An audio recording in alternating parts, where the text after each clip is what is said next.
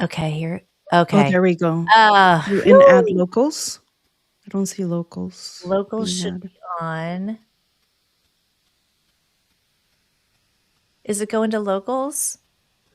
Not on my screen. Uh-oh. There's YouTube. Hi, you guys. Uh-oh. Locals isn't clicking on. No sign of locals yet. Ruh-roh. Good morning to Good those of you morning. coming in. I gotta. Oh, no. I'll just pull up my locals and see if there's anything there. Where'd locals go? I don't see it going live on the locals app. Let me see if I can add them. Add locals. Uh-oh, locals. You can't hear me, but I'm trying to get you. Happy Tuesday. Look at YouTube. Good morning. You're good on YouTube. Oh, you guys. Good morning. Good morning, everyone. Can you make a post or something? You can make a post on locals by your phone and Yes. Okay, tell so them that. you guys. So bear with us a bit. We're on a new version of Rumble Studio, and of course there are technical issues with it. Rumble has changed their goodies. So let's go here. All right, where do we want them to go? Let's see, new post. YouTube or X, they can choose. Come to YouTube. Okay, good morning. I'm Good Erica. morning, guys. There's Marcella and Owen.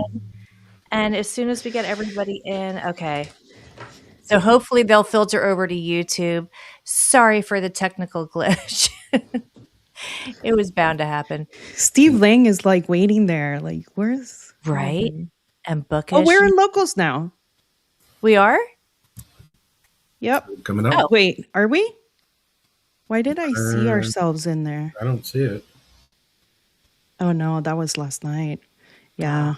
And all right. So sorry, guys. Welcome to Tuesday morning. We're just going to give the people on locals a chance to come over to YouTube, and we're using a new version of Rumble Studio, so we'll see how it goes. So tomorrow, not a problem. In the meantime, my punchy update, little punch monkey in Japan. So the good news is there's no bad news. The good news is he is making friends and like spending more time playing with his friends and bonding and like walking away from his little plushie, his little stuffy, and getting hugs and giving hugs. And there's other little babies that are following him around to play. So it seems like things are progressing well for him. I'm so glad. Okay, so YouTube, you guys look good. And X, hey X, could you guys hit the like button also before we get going? And let's hope that everybody had a chance to filter in. And we are going to get started. So I think we're all here, you guys. Let's do what obviously needs to be done before we get into the day. Okay, are we ready? I hope so. Let's go. Ready. We're ready. I know why the real reason you're here. It's for the simultaneous sip, and all you need is a cup or a mug or a glass, a tankard, chalice or stein, a canteen, jug or flask, a vessel of any kind. Fill it with your favorite liquid. I like coffee.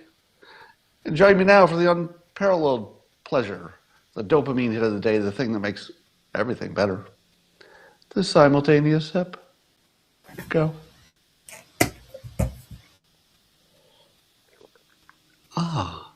Miraculous.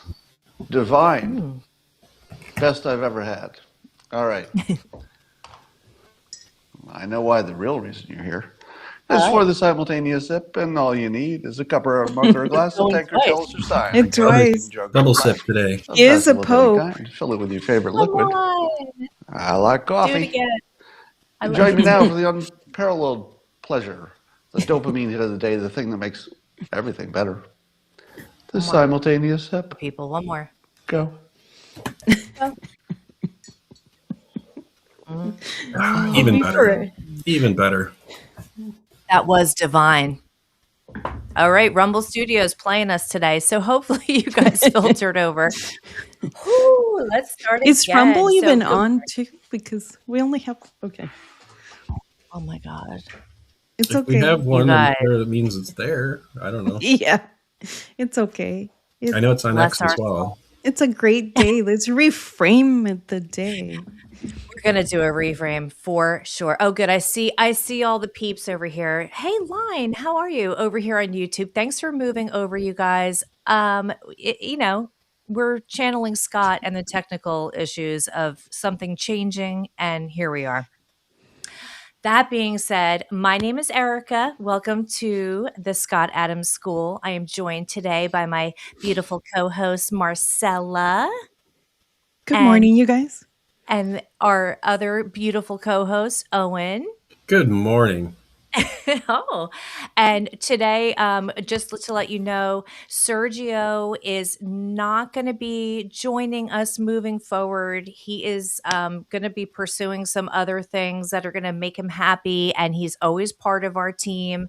We love him so much, and he said he's still here for us if we need him for something. So, Sergio, we love you, and we miss you, and we'll probably have you back on here again. I'm assuming you're going to come back on and visit us sometimes.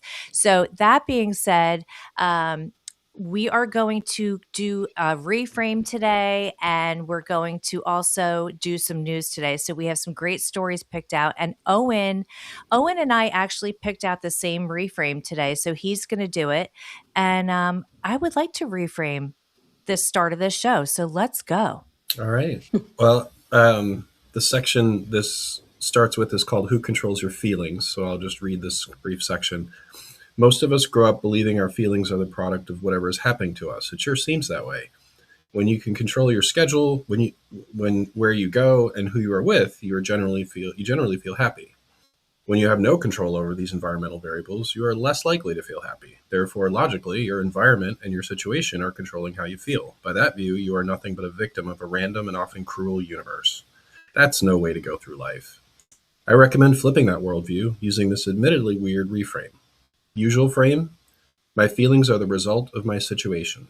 Reframe: how I feel is my choice. The first time I heard this reframe, it hit me as both ridiculous and powerful. I've since used it often to clear my mind of junk feelings. I simply told myself I could choose not to be bothered, and it worked. Or at least it took off the edge. I would love to tell you the logical reason this reframe works, but I don't think there is one. Maybe it works because the sensation of taking control is generally good for most people. Maybe it works because it gives you permission to feel good. Perhaps it works by triggering you into cognitive dissonance, or maybe it just yanks you out of a mental prison you put yourself in and returns you to the present. I don't know. All I know is it has given me comfort. Maybe it can work for you too. Don't be surprised if a reframe works one day and then never again, or that a reframe that didn't work for you before starts feeling profound. Try several reframes on the same topic and see what works that day. Reframes are quick and cheap, and you know immediately if they have an impact. You can feel it. If you don't feel it, try another. Try That's it. again. I love that.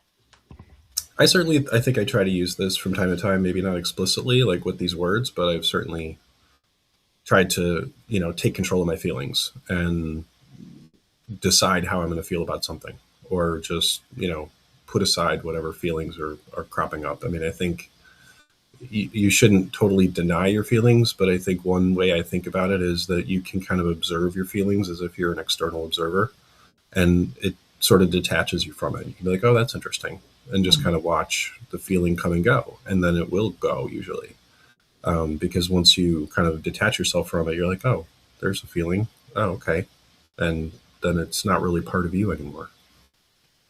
Yeah, I try to jump into this reframe too. Like even yesterday, and I was like all worried and in my feels, and it's true. Like you can just change it on a dime. Oh, Marcella Stella found me. Oh, You can change your feelings on a dime and the way you think about things, and it's just nice to know that you can reset in an instant. And you don't have to stay in that. You can start now and reframe Yeah. immediately. I mean, I think a lot of it has to do with your reaction and whether you give those feelings more energy or not. Yeah. And so if you can just say, I can choose how to feel about this, then you just take a lot of the power away from it and sort of drain it. Man's Search for Meaning. Yeah, that's a good book. That does complement that well. Yeah, I love that book. I gave it to my kids. We actually went to visit Auschwitz, so I gave them that book. I don't think they read it, but I explained the concepts to them. But I figured, okay, this is a good way to get them ready for the trip. And then someone says, life is, I don't want to get your quote wrong, is 10% what happens to me and 90% how I react to it. 100%. Literally, that's 100% accurate, right? So your reaction is everything, and where you put it right away. And even my husband the other day had something to do with work, and he was frustrated about it. And he's like, I was thinking about Scott, and I was like, I could either be like completely aggravated and have to go do this thing that I don't want to do, or I know I have to go do it, so I can just be happy and go on my way and do it. And I'm like, oh my God, good for you. So, it's just how you Wow. want to approach it. Yeah, I was That excited. kind of reminds me of the other reframe that Scott used, which is "I get to" instead of "I Yeah, have that's to." what I was gonna say. Go ahead, Yeah. Marcel. No, I was gonna say that I get to do that, But one thing that I don't remember his name. He's a motivational speaker. He's like, if something brings you down, like a comment, something in the day brings you down, then find something that brings you up immediately. And I was like, oh, that's a good one. Because sometimes people, you're in court or somebody tells you something and you're like, oh my God, I feel like the world is ending. And then you always find the positive somewhere else to bring yourself into positive and feeling good. Like, you have to reframe everything. So, Yeah. Right. Another book and Yeah. movie. I don't. Have you seen the movie or read the book Unbroken? No. It's No. excellent. I highly recommend it. And Oh, of course, the book is better than the movie. But if you're a movie person, it's a great movie too. Unbroken. Unbroken, and it's Laura Hillebrand, I think, is the author, and she also wrote some famous book about a racehorse. I forget which one, but she's a really good writer. And this is a true story about a guy in World War II who got shot down. He was like the guy who would aim the guns in a bomber or a, Oh, plane like that, and he got shot down into the ocean and somehow survived. And but oh he got yeah. washed up on the shore in Japan or something and got taken prisoner of war and went through a whole bunch of really bad stuff. But he just like got through it all and would not break. And it's really inspirational. I mean, it is kind of a lot of suffering, kind of along the lines of the Man's Search for Meaning. But it was a really great story, very inspirational, and I think it's a good example of this kind of reframe where he's like, I'm going through all this crap, but I'm just not going to let it break me. I'm not going to give into it. Yeah, there's a lot of good, really good book suggestions you guys are dropping in the chat. So scroll through, you guys. I mean, the inspiration can come from anywhere, and the motivation to change like a bad feeling, it's just worth it. Like it's so easy to wallow. I don't know why. Like, why is it so easy to wallow? Like, it feels so much better when you feel better, but it's so easy to wallow for some reason. I never really understood why. But yes, Louis Zamperini was his name. Mm-hmm. Thank you, Nikki, for the donation. I Oh, don't know if you thanks. meant to do that. Super chats. And you guys, if you're wondering what's happening, so Rumble Studios switched over. I started the stream today, and for whatever reason, I didn't grab locals. So we asked everybody to come over to YouTube or X. So that was my fault. And tomorrow it is going to be all fixed. So thank you guys for bearing with us today. Okay, so are we going to move on to some news? I think we can. Marcella, you want to get us started? Well, I just wanted to bring up a picture that came up in regards to the New York Gracie Mansion incident on Sunday. New York NYPD Chief Aaron Edwards' picture came everywhere on X. It was everywhere else. It was a heroic leap over a barricade to tackle the 18-year-old suspect, Amir Balad, who threw the improvised explosive device, the IED. He ran into danger despite the fact that he's a chief and wanted to, yeah, there you go. That's a black and white picture. I love Yeah. that. And he went over that, and I mean, he saved lives, right? Because who knows what else, you never know what else he had with him, uh, besides the one that he threw. Um, so that gives you into the idea that, like, we do, these police officers are heroes at all times, and we're just very proud. Next, the economy moving. There's no, like, good We're just segue. we're just happy because, a week and a half ago, they were whipping ice snowballs at cops, Oh, and so that's that's true. how they got treated, but, like, when it came down to other people's lives, the They saved NYPD, them. they've run right into it, and, let's show some respect, people. That's a great shot, and it's a great, you know there was a great picture somebody put up of, like, the snowball thing where they're just being pelted and covered.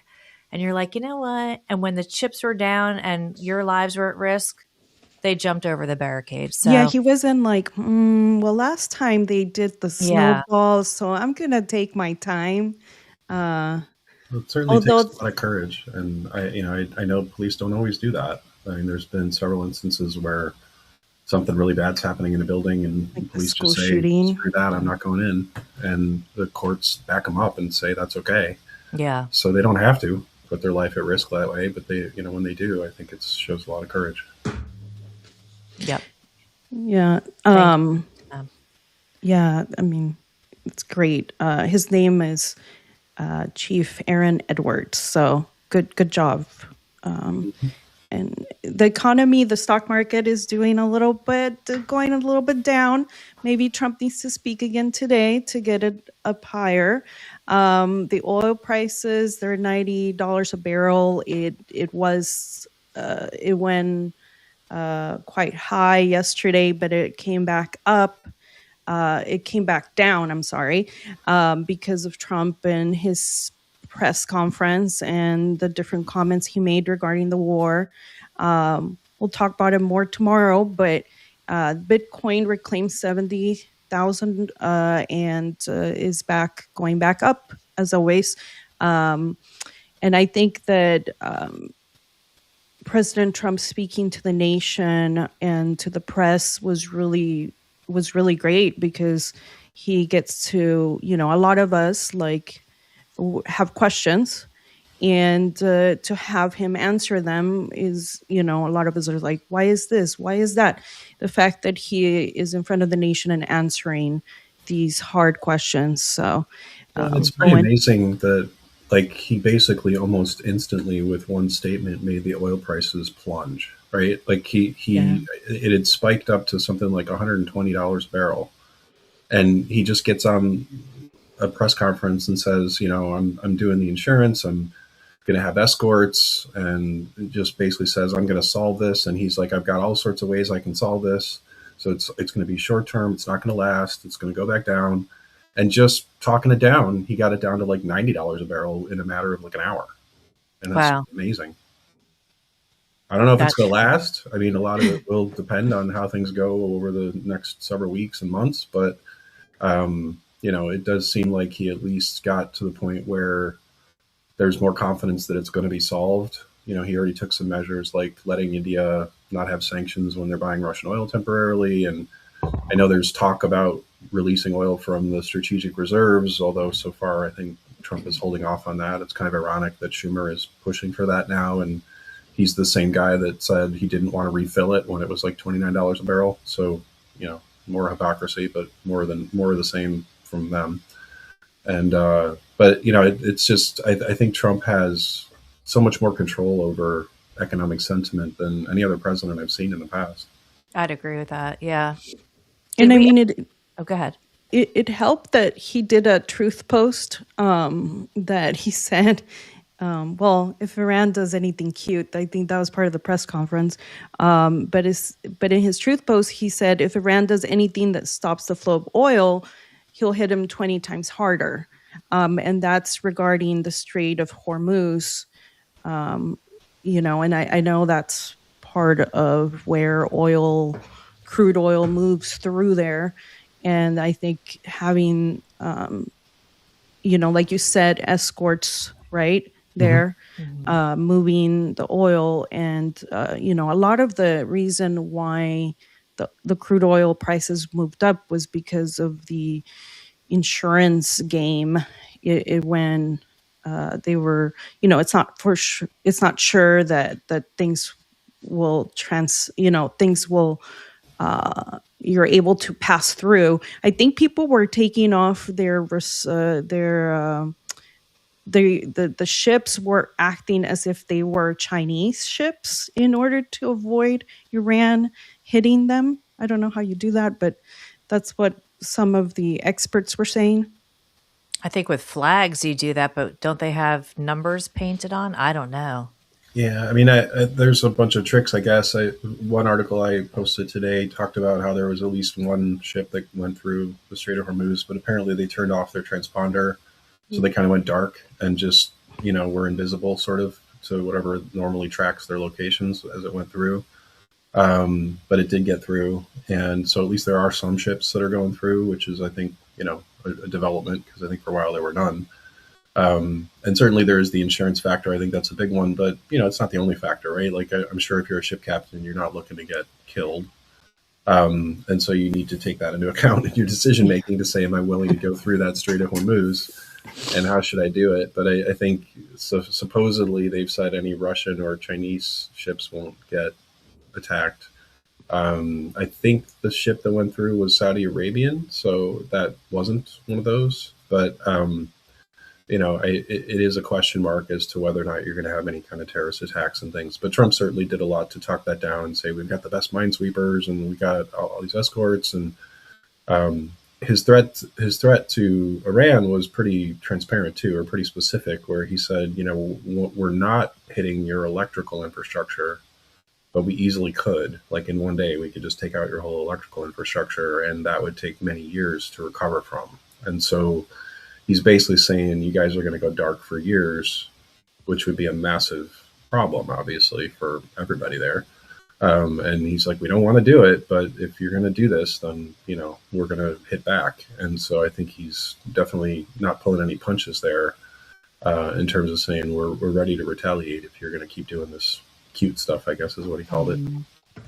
And tomorrow, you guys, we're going to have Jack Posobiec on with us, and we're going to talk all things Iran with him. So that'll be interesting. So we'll save some of this for tomorrow, but you can't ignore it today. That's for sure. Yeah, I did find it interesting that there was another story I posted that Putin apparently is offering Europe to make long-term oil and gas deals. He's just like, let's just put the politics aside. And so he's offering to do any of these long-term deals to get things moving again. But of course, I doubt that's likely to happen in the short term.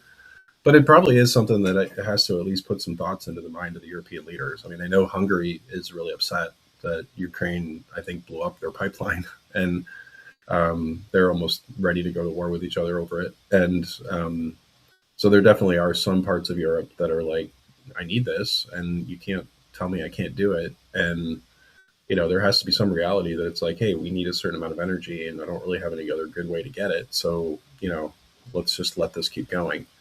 So it'll be interesting to see if that moves any needles, but I doubt it will, because, at least until the Ukraine war is over, I don't think you're going to see any deals. But I would certainly look to see if we can make some deals at that point. I mean, to me, that would be a good way to help end the war, is to say, hey, we can lift some of these sanctions, we can start rebuilding the pipelines, we can let some of these deals go through and restore energy pipelines and energy, from Russia to Europe.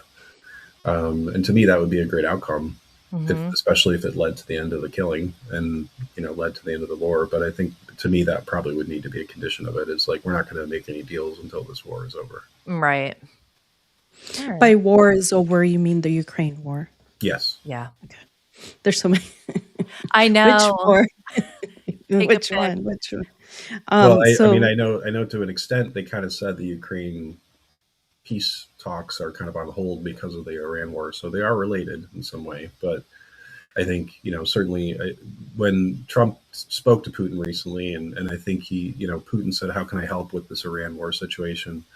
And Trump just said, what I could really use help with is getting to the end of the Ukraine war. Like, that's where I need your help. So I think Trump is certainly trying to focus Putin on that as opposed to um, getting involved in any way in the Iran situation. Because again, the U.S. I think pretty much has a lot of control over what's going on in Iran right now, so they don't really need anybody's help with that. I think they certainly would love to see Ukraine and Russia strike some kind of deal to end that war. So, as Owen was saying, Trump and Putin spoke yesterday for 1 hour.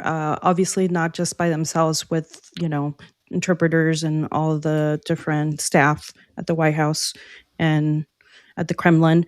And it was as Trump put it, it was a very good positive on both sides. Trump said the call focused on ending the fight fast, while Putin praised America's new push to bring peace. The This is regarding the Ukraine war. The two also discussed ways to keep the growing U.S.-Iran tensions from exploding into wider conflict. Behind the scenes, sources say Russia recently shared targeting information with Iran, much like the United States has done for Ukraine. Many observers wonder if yesterday's call included a quiet deals, perhaps easing pressure on Russian oil sales in exchange for help calming the Middle East. So there was, it's fog of war, but I don't know how much intelligence they have, but Russia has been sharing certain intel with Iran, and having this conversation, this 1 hour phone call with President Trump, possibly helps in figuring out where Russia is. But I think, as Scott would put it, Putin is trying to pick up the free money. He's trying to figure out how does this new situation helps Russia, and so is Trump. How do we negotiate? How do we shake the box a certain way? Both President Trump and Putin are very good at persuading. I'm not supporting Putin, but he's good at persuasion, For and sure. that's what he's good for. In a way, like, he's trying to figure out what's best for his nation, as well as President Trump. So you can see the whole thing of like, well, I'll make a deal, like Owen was bringing up. Well, we'll go ahead and help Europe now that you need us. So he's I mean, you just have maneuvering himself.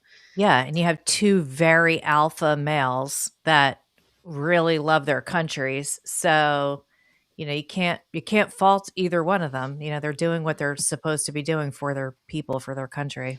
Yeah, and I do think Russia is definitely on Iran's side in terms of sentiment, at least. I don't know that they're actively doing very much other than maybe this intelligence sharing, which Trump has said he doesn't really care or he's not worried about that because I don't think they really have much capability to strike back, at least at the United States at this point. So I don't think he's worried about, whether some intelligence from the Russians are getting into Iran's hands because it's just not going to make much difference.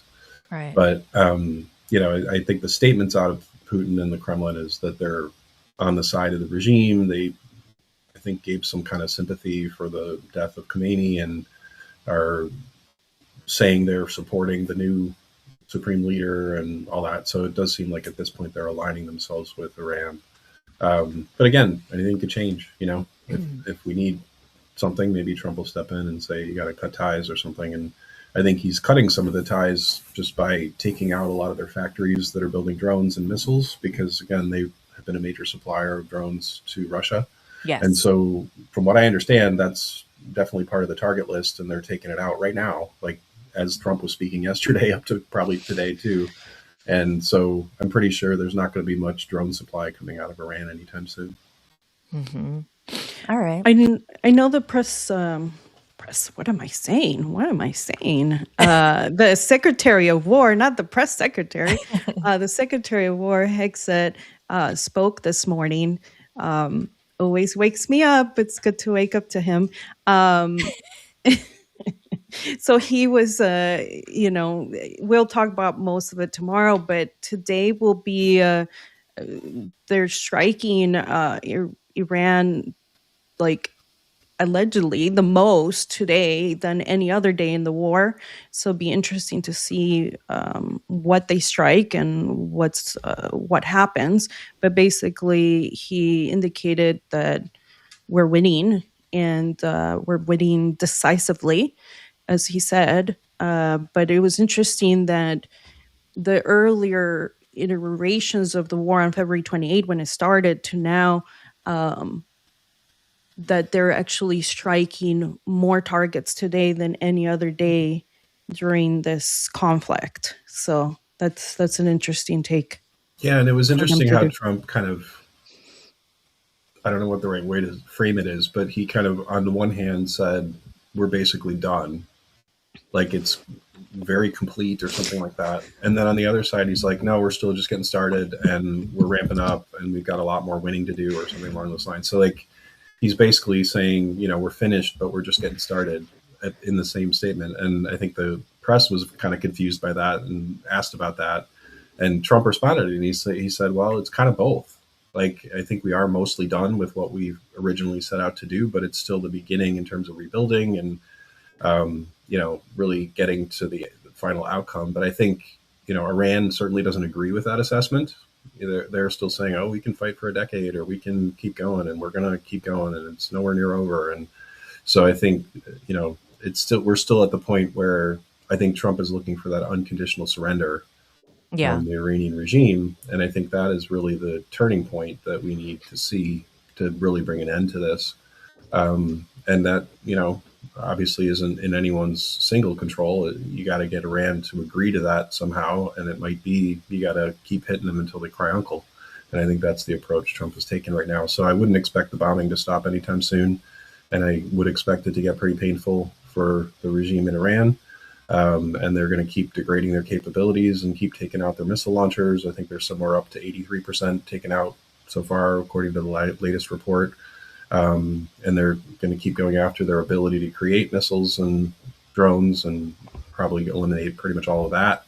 And then we'll have to see where it goes from there. Well, we're going to talk all about this tomorrow, This you tomorrow. guys. Yeah, and I'm a little Iran Overruled. out, but Okay. and I just want to reset in case anybody joined after we had started. So my bad today. I didn't get the local stream up on our studio today. Tomorrow we'll all be there. It'll be perfect. Sergio is he's going to be pursuing some other stuff. He's always welcome to come as a guest on the show with us. He's our friend. He's part of our crew. So Sergio chose to take a break and do some other things. No bad feelings, you guys. Okay. I see you in the chat. Like, where did Sergio go? Everything's good. He's just doing some other things that he wanted to do. And we love Sergio. Okay. So don't worry. But I appreciate you guys asking. So we are going to switch to another news story. I don't know who's telling us. Is it you, Marcella? Yeah. So the Shield of the Americas summit was last weekend. And the Shield of the Americas is a new attempt by Trump to control the Western Hemisphere. That's all South American, Central American countries that bind together to fight the drug cartels, which is another way to weaken the United States. As we know, it's probably caused more death than any war has caused, the silent war on drugs. President Trump launched a major new security alliance called the Shield of the Americas, bringing together leaders from across Latin America at his Doral Resort in Florida. Interestingly enough, President Claudia Sheinbaum from Mexico was not present. That's maybe a kind of a conflict for her. Allegedly. The summit focuses on fighting drug cartels, stopping illegal immigration, and blocking foreign interference in our hemisphere. Trump called for bold military action, saying the only way to defeat these threats is to unleash the full power of our militaries, just like the coalition that crushed ISIS. So he's taking the strongest position, as Owen and Scott would say.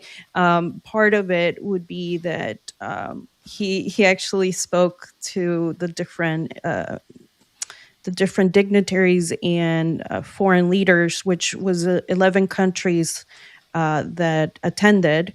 And Trump urged aggressive military action against the cartels and offered direct U.S. support, stating, "We're working with you to do whatever we have to do.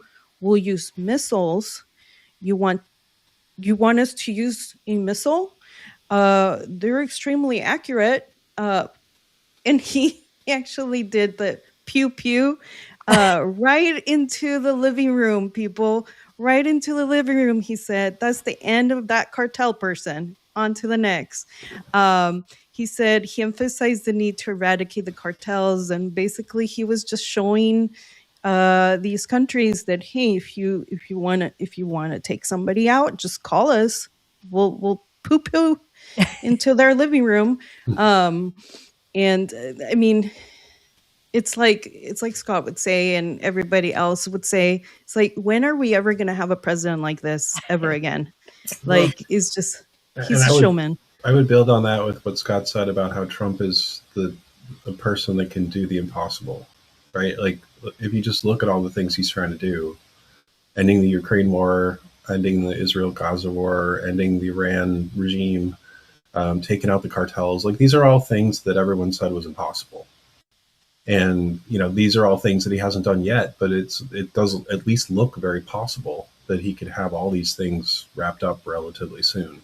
And, I don't know whether the cartels can be taken down in a short period of time, but I certainly have more faith in Trump than anybody else. Yeah. In that regard. And he seems to be willing to do whatever it takes to get it done, which I think no other president in the past has been willing to do. This is certainly the first time we've taken any real military action against the cartels. And, starting with taking out Maduro and, going into Mexico, or at least getting Mexico to take out some of the cartel leaders and to turn some of the leaders over to us. It is making a difference. It's certainly shaking the box. And I think he's put them on notice that, he's coming after them. And I think they're also doing a lot on the financial side to try and freeze their assets and stop a lot of the flow of everything. And certainly shutting down the border is part of that as well. And taking out all the drug boats and everything else. So, it does seem like he's taken some pretty significant action, and it'll be interesting to see whether he can pull it off. Yeah, But I do let's think pray. it's something that maybe Trump can do that no other president would ever be able to do. No one's ever tried, and I mean, like, this is such a near and dear issue for Scott. And I jumped right on board with him when we used to use hashtags fentanyl China, because we knew where the drugs were being made. And Trump and Scott would plead, like, blow up the fentanyl factories in China, end it. And, like I said the other day, when you think about like a football stadium full of people, and God forbid, but in reality, if you saw everyone that died from fentanyl, you could fill like a football stadium with them every year. A bomb would fall and kill them. You would understand that you're at war with these people. But because it just happens in like drips all around the nation, you're not like seeing the impact. But if they dropped a bomb on you, you would feel the impact. So it's definitely a war. And I really appreciate that this is something near and dear to Trump, because I don't know what it is. Like, I know his brother, he said, was an alcoholic, but man, does he hate drugs and alcohol like they're his enemy, which they are, I guess. But I just love his passion for it. And I know Scott was so thrilled that Trump was taking this on. So let's hope that the pressure campaign works, and I hope this new group really succeeds, because I just had a friend the same week Scott passed away. My friend's son died from fentanyl overdose, and I've had many friends whose kids have died from fentanyl. It's bizarre. So let's keep our fingers crossed on that one. Yeah, and and Trump's meeting with Xi pretty soon. He's going to Beijing, and I know fentanyl is part of that agenda Yeah. as well to talk about as part of whatever trade deal they're working out there. It sounds like they're targeting just to maybe try and maintain this, what they call a trade truce. And I'm sure there'll be some element of talk about Iran and other things as part of that as well. But I know fentanyl is still one of the top things on Trump's agenda there, and I think he's been making a lot of progress. I know we do have at least some preliminary indications that the fentanyl deaths are going down. Sorry, And I'm not laughing at what Owen's saying. I'm just laughing at the chat. I apologize. Totally appropriate, Marcella. yeah, and so I do think that there are some positive signs that things are moving in the right direction.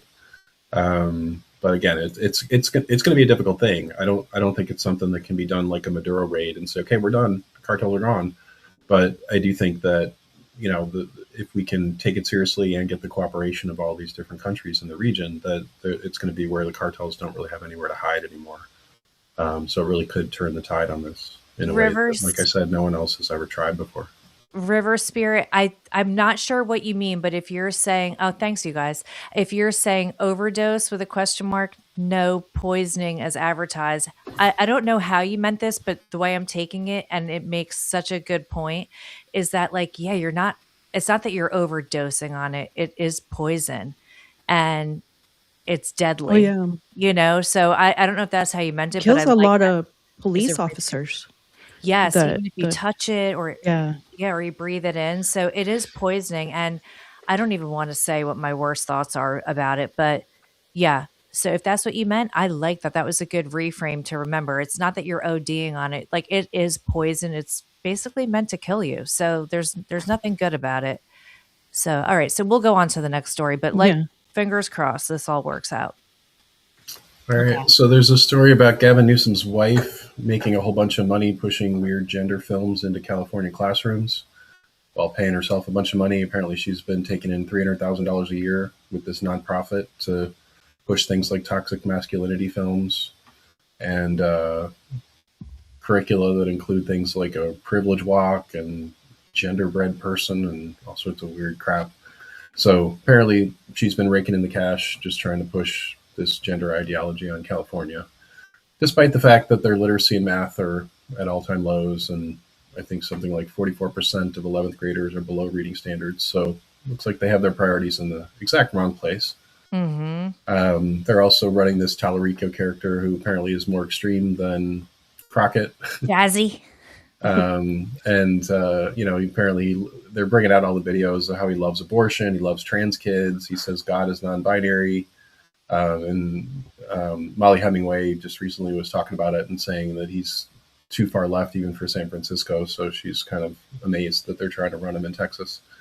I know. They asked him, I just saw they asked him, besides your family, tell us something else that you really love. And he's like, it's the trans kids that showed up to some event. And I'm like, oh my God, like, what are we doing, people?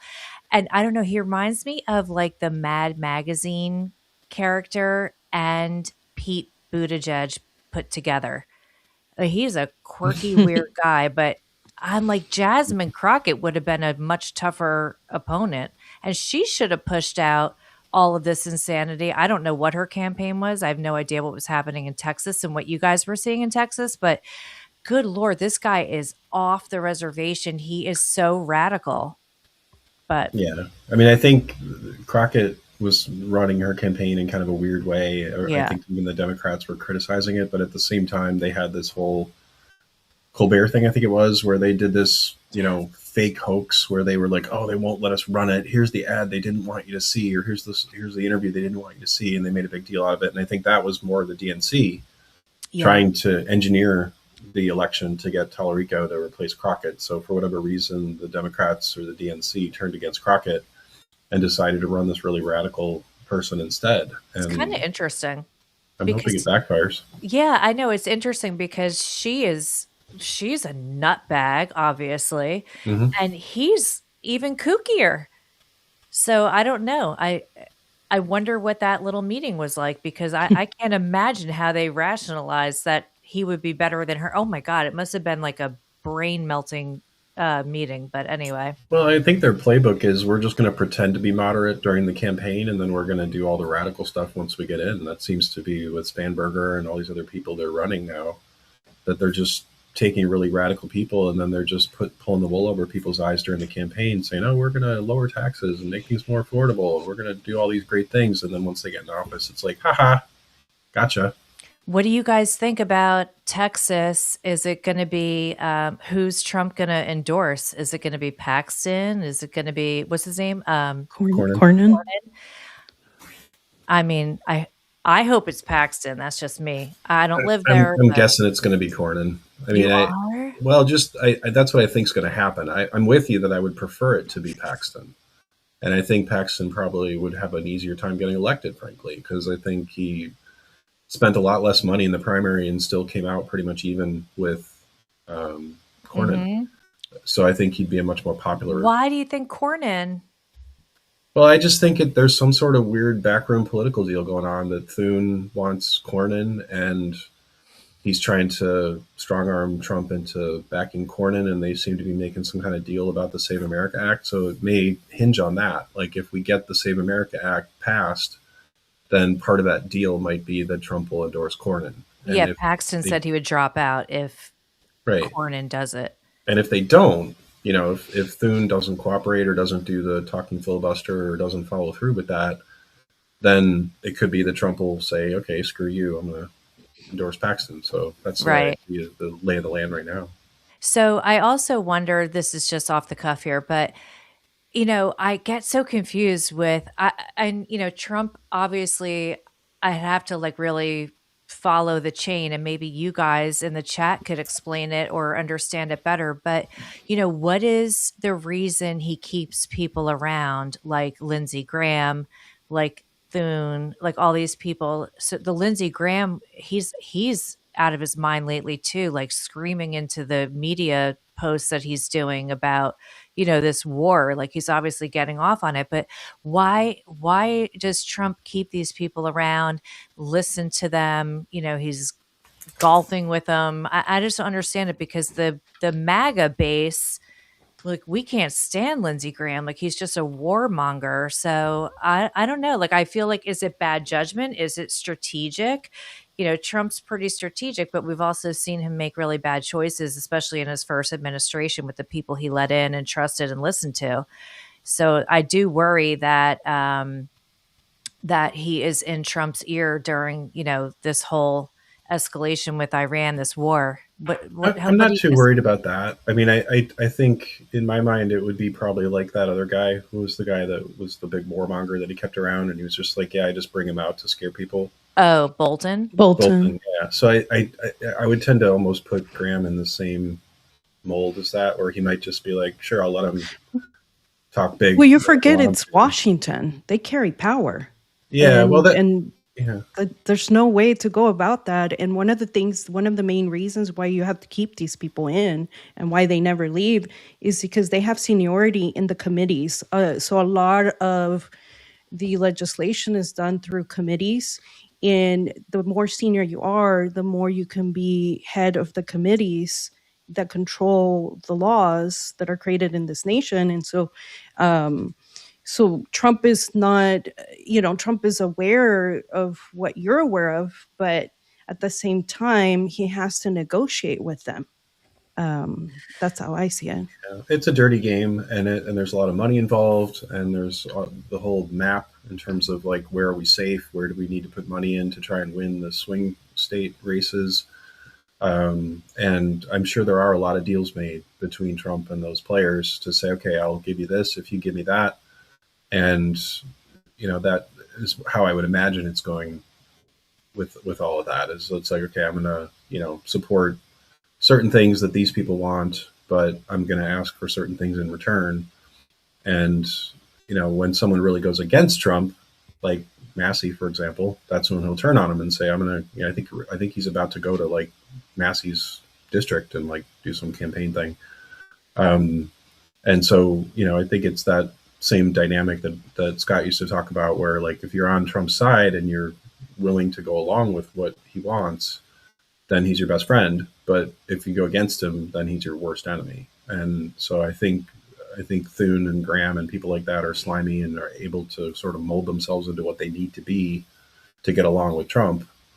But they certainly have their bad parts in terms of like Graham going overboard on warmongering and Thune wanting people like Cornyn and more of the deep state-ish sort of stuff going on. And I think unfortunately it's just part of the reality that you got to play the ball with some of that to make things happen. Victor, I also think Trump needs a good night's sleep, and I also agree. I can't see your name. Sign up page. Okay, hanging with Lindsay is turning off independence for sure. The independent vote is always important. I can't stand Graham either, you guys. I just wanted a quick look at your yeah, Paxton and Cornyn have a long-standing bad blood. Yeah. So Lindsay's finally being outed. I don't know in which way you mean. Yeah, we only see half of the story. I agree. It is wise to keep your friends close and your enemies closer in practice. I agree with that too. You guys are making good points. Corn in with a little corn emoji. Love it. Let's see. Erica, oh Corky, you're a gem today, Corky. Appreciating your insight. Okay, yep, Paxton is a real one. Okay, all right, so let's carry on with the next story. We only have 9 minutes. Oh, yeah. So, in with my sports stories of the day, U.S. wins Mexico in baseball. So that was 20 years in the making. Can you believe that? I didn't know that the U.S. had not won Mexico in 20 years in the World Baseball Classic. 5-3. It was a comeback. They were down 3-1, and they were very deep in the late innings, losing, basically, kind of like yesterday with the marathon. But they came back 5-3, and so that was awesome. I don't know. I probably don't have it on me, but it was. I'm proud of the United States of all the wins we can get. Who's on that team from our side? Are they pros or are they amateur or what's the league? They are Bryce Harper, Aaron Judge. I think they are pros. Yeah, Aaron Yeah, those are pros. Yeah, but somehow they had not won in 20 years, and they were down 3-1. So there's sweet. I mean, Mexico could be. I mean, it is a good team. USA. Yay! That's the positive story for me. I love that. Do you have any positive stories over there, Owen? Well, we have progress on the mutilation of children problem. That more gender clinics are halting their procedures. I don't know. It's kind of an ugly topic, but it's a good news story. Okay. That under federal pressure, there's clinics like Utah Health and NYU Langone that are stopping the hormones and the puberty blockers. And so it looks like we are having continued success in terms of shutting that stuff down. I think there certainly are questions of what's going to happen when Trump gets out of office. And a lot of that probably depends on who's the next president. If we have, let's say, Gavin Newsom or whoever, it could end up going the other way. But I think if we have someone like Nancy Rubio, which I'm hoping is what we'll have, then I'm guessing it'll probably be a permanent thing at that point.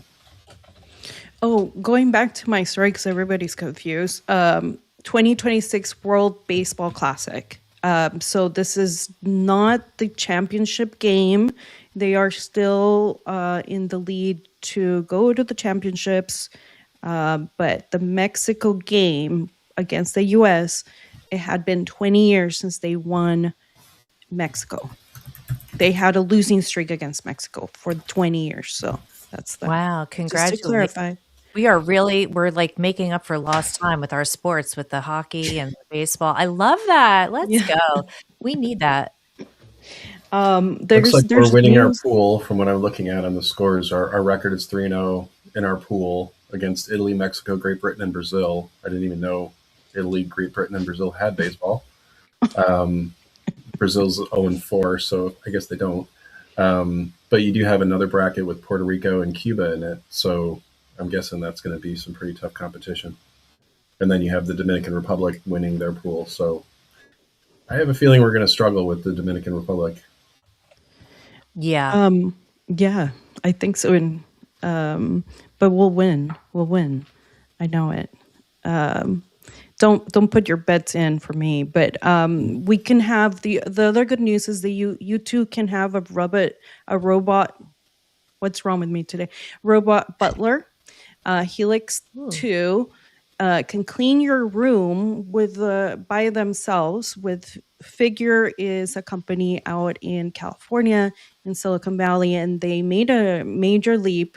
As you know, Scott would always say that he would have, a robot, and that he was always hoping to, Optimus would be his robot. But Figure is also competing in the same stage as Tesla with a robot. Figure AI has unveiled Helix 2, its latest humanoid robot that tidies an entire living room completely on its own. Magical. The stunning video shows the robot wiping tables, folding towels, tossing pillows onto the couch, sorting blocks into bins, and even picking up a remote to turn on the TV, all without any human help, special programming. This breakthrough brings us closer to the dream of robots that reset your home perfectly while you're away. They do the work that you would be doing when you get home and you're tired from work. So it's exciting. I don't know if you have the video, but I don't have the but video. it's funny that Scott would always make fun. It's like, why do we always see robots just folding laundry or something like that? And they still can't get it right. That's what he would say. That's so funny. I have a feeling we're going to have people folding laundry for quite a few number of years. We'll see. One of the first times I came across Scott on Periscope, he was in his closet folding laundry. And he was talking to us, and I'm like, who's this guy folding laundry in his closet? And it was Scott. Yep. All those T-shirts. Oh no. There's a... I don't have room for a robot in my house. I don't know about you guys, but like, do we have to get bedrooms for that? Like, do they just stand in the corner when you go to sleep at night? What do they do when you sleep? Yeah, I don't know. I think that's up to you, but I would tend to think most of the time that they're recharging because, I would tend to think most of these things can't go for more than, 4 to 8 hours or something, and they might have to recharge. So I would imagine you're probably recharging them overnight. All right. Well, if he wants to live in New Jersey, he's going to have to move a lot faster than that. Yeah. But I think that there is at least one of the robots where they have swappable batteries where it can run 24 hours a day. Like it can just go and swap its own battery, and it has 2 batteries, I think. So it can just kind of like take one out and put a new one in. Oh, wow. And this is not an actor, you guys. This is like a robot. Yeah, but like, so my skepticism with a lot of these things is like, how do you know that someone isn't off screen? How do you know someone isn't just off screen controlling the robot like through teleoperation? Like it could be a person making those same motions right next to the screen that you just don't see. And it looks like someone who might be like in their 60s, like their back hurts. The Figure is run by Adcock. And he's pretty reputable. He's a great scientist and great CEO. I don't think he would, he would. Well, I'm not accusing anybody of faking it. It's just I know that has happened with some of these videos where they've done these things. Like China, for example, has had some pretty incredible robot videos where I'm pretty sure because they were like doing all these dance moves and kung fu and stuff like that. And I think some of them have been exposed of being, there were people with like motion tracking suits on that just were controlling the robots. Oh my God. Yeah. A robot that changes diapers. Oh my God. I think trust that? They haven't done that yet because of touching, like, has to be very delicate. So that's one of the hardest parts. The Figure engineers were talking about how you're talking about a robot that weighs so much and has so much power. And so the hardest part is making them their dexterity of like their hands and like moving things in a soft way is very, very difficult. So they're trying to do that, but I think they will come up to that So right now it's like a teenage boy clomping around. But all right, so Robert, you win with when we sleep, the robots run around with the zoomies like cats. I love that. That would be hysterical. All right, here we are, 11 o'clock. Okay, guys, so sorry for the glitch today again. Um, I want to say to the 99% of you in the chat today, you guys are amazing. Thank you so much for helping keep it interesting and informative and friendly. Like that is so appreciated. We continue doing what Scott asked us to do, which is the Scott Adams School, which is different than Coffee with Scott Adams, obviously. All of Scott's shows live on YouTube, and there is double the amount on scottadams.locals.com. We would encourage you to come over there. We love the community there. You can chat there all the time. That's the place to like really build up community and chat with others. Everybody's kind, respectful. You can have a difference of opinion. Just always keep it friendly. Okay, that's all we ask. There's no other reason for anything else. So thank you, you guys, so much for being here tomorrow. We will be back with Jack Posobiec. We'll definitely be going a lot over Iran a lot from his perspective. And just know that, everybody has their own opinions on everything. So take everything with a grain of salt the way you want to, but get information from everywhere and make your own decisions. And it's okay to hear all different sides of a story. Okay. So we miss Scott tremendously. We know you do too. And again, like showing up here honors him and all the hard work he did in his life to make the world a better place and to teach us through his example to be useful. So, thank you, Scott. Thank you for teaching us. And, you guys, we are definitely trying our best. We are not Scott. We could never be Scott, but we love showing up here because you guys are amazing. And Scott was an amazing mentor. So let's do a closing sip to him. Marcella and Owen, thank you so much for being the awesome people you are. Sergio, we love you. We will see you soon. And to everybody, let's be useful today. And don't let your past bring you down, and don't let the bad thoughts win. Okay. So love you guys. See you tomorrow. And to Scott. To Scott. Scott. Go be useful.